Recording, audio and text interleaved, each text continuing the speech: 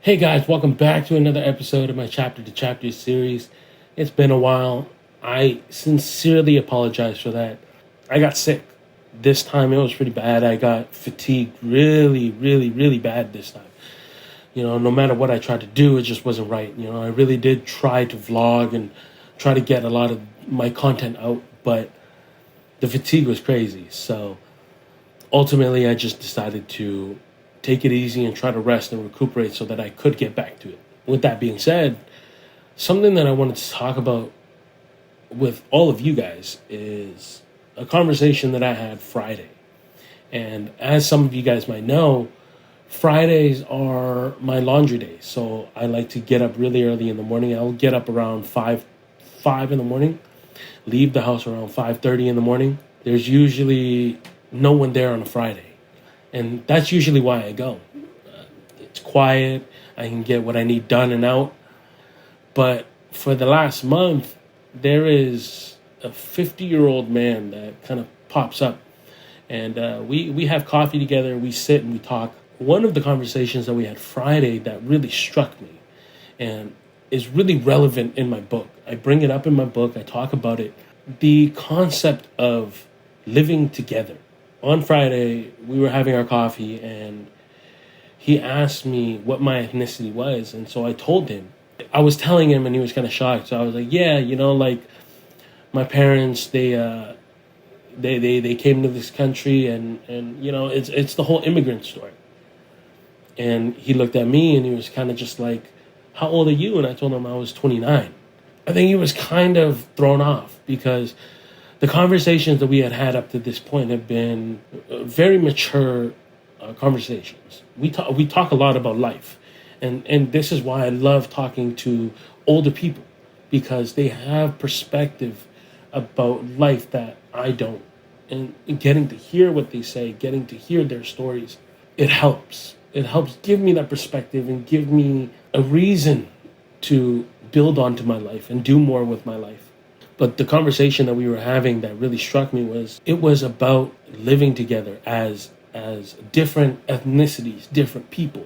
Being able to have this conversation with him was really eye-opening because he was saying to me, that's amazing, the fact that we can live in a country that has this many people of different race, ethnicity, traditions, cultures. The fact that we can have all that in one speaks for how beautiful our country should be. And he said should be. And I was telling him, why do you think it should be and not is? And he was saying, because people can't accept change. There is no right answer and there is no wrong answer. But I think when you get to hear it from other people's perspective, it really, clicks. It puts this seed into you, and now you get to think. Now you have to think. And he was saying that, as a Christian, there are certain things that you believe. There are certain things that you don't. The fact that this country has this many people of race, color, ethnicity, we should be a better country. We should be better people. That we should learn from each other. That we should use our knowledge and allow for growth mentally, physically, emotionally. Up to this point, this is one of the deeper conversations that we've had. We've had deep conversations, but this was pretty deep where, he did dig into his life. And I'm not going to talk about it just because, for his privacy, but he did dig into his life.